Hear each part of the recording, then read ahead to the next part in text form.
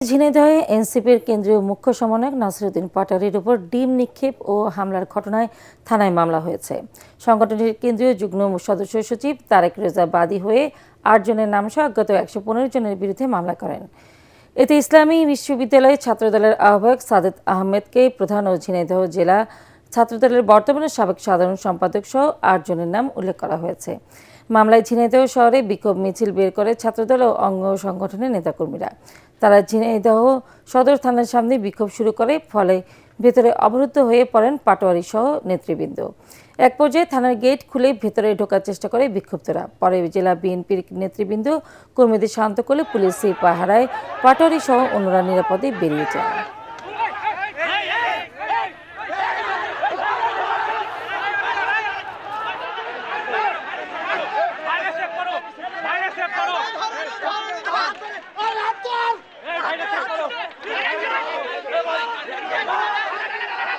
সরকার কি দেশে আইনের শাসন চায় নাকি জঙ্গলি শাসন চায়?